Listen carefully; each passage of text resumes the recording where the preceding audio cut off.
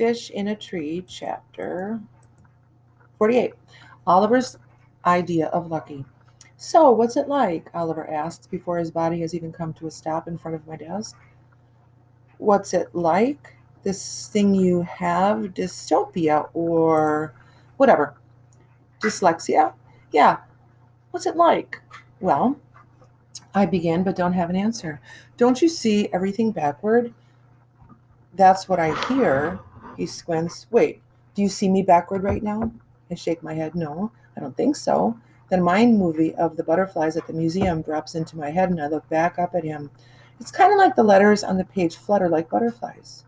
His face scrunches up. Wait, you mean they move? The letters move? I nod. His eyes widen. That is so cool. You're so lucky. Letters just stand there all boring when I read. I hate reading. I'd rather do anything in the world than read. Really? I ask, wishing the letters would just stand still for me and wait to be read. He gasps a little as if he can't believe that I don't agree.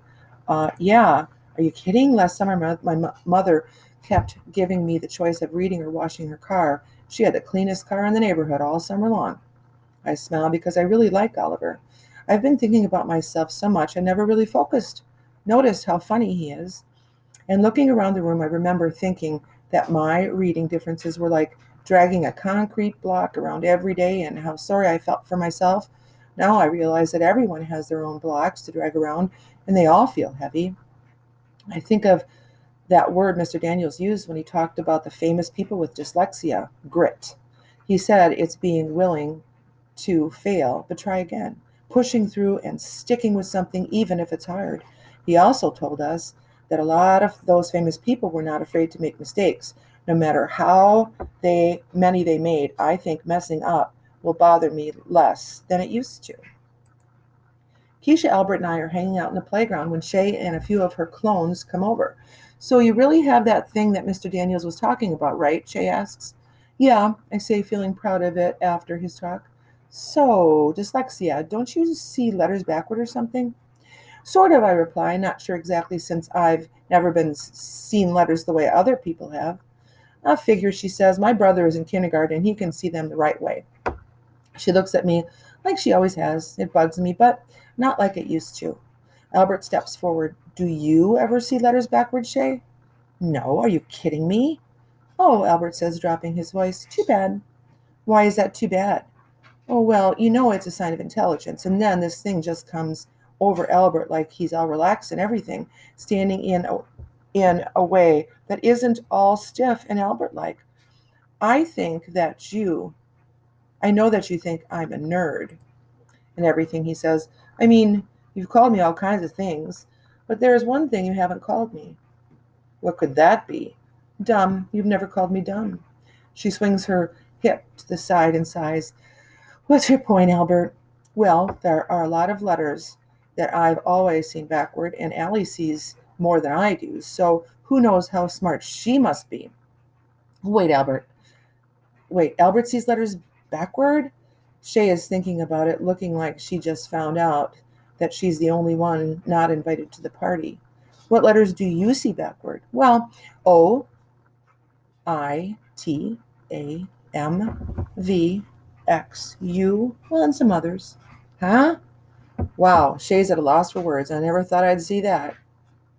Come on, she finally says. I have better things to do. I'm going to the bathroom, Jessica says. I'll be there in a second. Obviously, Shay says. You wouldn't dare not be. Shay leaves and her group follows. But they don't all stomp away like they usually do. A few walk behind her, half looking back. Jessica turns and jogs back to us, and I can tell right away she's different. Hey, I think it's cool, the dyslexia, and you really are a good artist, she says, and then turns to walk away again, then stops, turns back, and I'm really sorry, Allie, for everything, she says, before turning to run this time. My mom was right. I'm sorry are powerful words. So, Mr. Science, Keisha says, turning toward Albert, did the world just fall off its axis or what? Did I just see what I think I did? We all watch Jessica run up the hill. Well, he says, there is an explanation. Allie is a catalyst. Not sure what that means, but from Albert it must be good. All of a sudden, Keisha starts cracking up, bending over with her hands resting on her knees, stumbling around like she's going to fall over. Albert, God, Albert, I can't believe you did that with the letters, and I can't believe she went for it. Albert cracks a smile. Keisha puts her arm around my shoulder. Albert here just gave Shay a whole bunch of letters that are the same forward as backwards. If she wasn't spitting nails mad, trying to hurt people, she probably would have figured it out. Then I laugh too. Thanks, Albert, I say. Shay's going to hate you more than she hates me soon. No worries, Keisha says. That girl has plenty of hate to go around. And I realize that it is easier now that Shay and everyone else know why I have so much trouble. Mr. Daniel says I should concentrate on that, on what I do well. I'm going to try to do that. While I get back to my desk, there is a wooden A on it. When I get back to my desk, there's a wooden A on it. I pick it up and wonder where it came from.